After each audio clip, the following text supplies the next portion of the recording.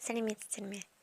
Сіздермен бірге Шығыс Қазақстан гуманитарлық колледжінің негізгі орта білім беру мамандығының физика мұғалімі біліктілігінің 3-ші курс студенті Бабақанова Дана Айдынқызы. Бүгінгі біздің тақырыбымыз линзалар, линзаның оптикалық күші, жұқа линзаның формуласы және линзада кескін алу. Жалпы айтқанда, бұл біздің оқулығымыздың 200-ші бетіндегі 39-шы параграфта нақты көрсетілген. Бірден сабақты бастап кетпес бұрын бүгінгі сабағымыздың мақсатын айқындап алсақ. Линзалар, линзаның оптикалық күші, жұқа линзаның формуласы, линзаның үлкеюі туралы жалпы мағлұмат аламыз. Жұқа линзаның формуласын, сызықтық ұлғаю формуласын қолданып, белгісіз шамаларды анықтаймыз. Сандық және графикалық есептер шығарамыз. Линзаның сызықтық ұлғаю формуласын пайдаланып, сандық және графиктік есептер шығарып, линза көмегімен әртүрлі кескіндерді алуға болатындығын түсінеміз. Енді бүгінгі сабағымыздағы жаңа сөздермен танысып алсақ. Линза, ленз.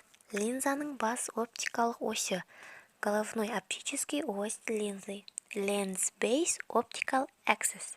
Линзаның оптикалық центрі, оптический центр линзы, lens optical center. Линзаның бас фокусы, головной фокус линзы, focus. Линзаның фокус аралығы, фокусное расстояние линзы, focal length of the lens. Фокалдық жазықтық, фокальная плоскость, focal plane. Линзаның оптикалық күші, оптическая сила линзы, power of the lens. Оқушылар, бізде қазіргі таңда өте жиі кездестіреміз көзілдірік пен линзалар. Яғни ол бізде қазіргі таңда кеңінен таралып келе жатыр. Яғни сол линза дегеніміз бізде сфералық бетпен шектелген мөлдір дене. Линза ол яғни екі сфералық немесе жазық бетпен шектелген екі денені айтамыз. Линза бізде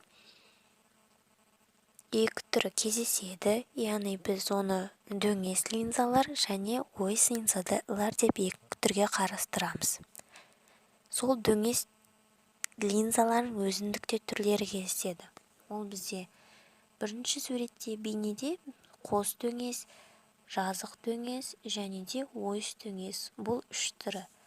Қалған бізде ол ойыс линза түрлері, яғни төртінші суретте қос ойыс, жазық ойыс, дөңес ойыстар бейнеленген. Бұлар өзіндік айырмашылықтармен ерекшелене түседі. Линзаның енді негізгі белгілеріне келсек, біз линзаның бас фокусын үлкен латынның F әрпімен белгілейміз.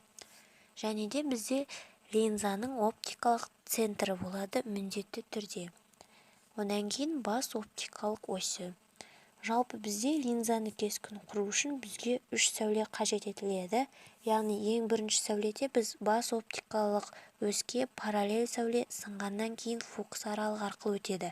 Ал екінші сәуле бізде бас фокус арқылы өтетін сәуле сынғаннан кейін барып бас оптикалық оське параллель өтуі. Үшінші сәуле линзаның оптикалық центр арқылы өтетін сәуле, ол сынғаннан кейін сол түзумен кері бағытта өтуі. Яғни біз осы 3 сәуле арқылы линзадан кескін ала алады екенбіз. Ендігі сол линзаның бізде жұқа линзаның формуласына көшсек. Мұндағы бізде D, яғни латынның кішкентай D әрпімен біз нәрседен линзаға дейінгі қашықтықты белгілесек, кішкентай F линзадан нәрсеге дейінгі қашықтық. Ал латынның үлкен әрпімен белгіленетін F жаңағы айтып кеткендей линзаның бас фокусы болып есептелінеді. Ендігі сол линзаның бізде міндетті түрде оптикалық күші кездеседі. Мұндағы көріп тұрғанымыздай бізде оптикалық күш 1 диоптриямен есептелінеді. Яғни 1 диоптрия бұл фокус аралығы 1 метр болатын линзаның оптикалық күші. Және де ескере кететіндер оқушылар, оптикалық күш егер бізде 0-ден жоғары болса, ол бізде міндетті түрде жинағыш линза болып есептелінеді. Ал оптикалық күші 0-дан кіші болса, ол бізде шашыратқыш линза. Кәнекей оқушылар, енді жаңа аталып өткен қарастырған формулаларды біз міндетті түрде есеп шығарғанда қолдануымыз керекпіз. Ол үшін бізде қазір арнайы үш есеп берілген. Мұның бірінші есебін шығарылу жолын көрсете кетейін. Бірінші есепте бізде жинағыш линзаның көмегімен жарқырайтын нүктенің кескіні алынған дейді. Егер D тең 0,5 метр, F тең 2 метр болса, линзаның фокус аралығы қандай болады? Яғни бізде жинағыш линза, ондағы D нәрседен линзаға дейінгі қашықтығымыз берілген, және де F линзадан нәрсеге дейінгі қашықтығымыздың мәні беріліп тұр. Енді бізге линзаның фокусын, яғни бас фокусын табуымыз керекпіз. Линзаның фокус аралығы қандай болады дейді. Ол үшін бізде ең біріншіден балалар есептің шығару жолында міндетті түрде жазылу ережесін сақтағанымыз жөн. Бізде мәнін жазамыз, яғни берілгенін, кейін бас фокус табады екенбіз. Жаңағы бізде өткен жұқа линзаның формуласын қолданамыз. Бізде барлығы айқындалып беріліп тұр, яғни мәндер беріліп тұр.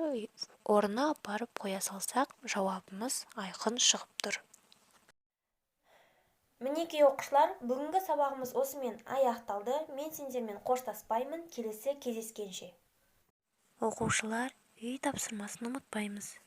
Үй тапсырмасына жаңағы қалған екі есепті шығару және де осы тақырыпты қайталап, соңындағы 31-ші жаттығуды қарастыру.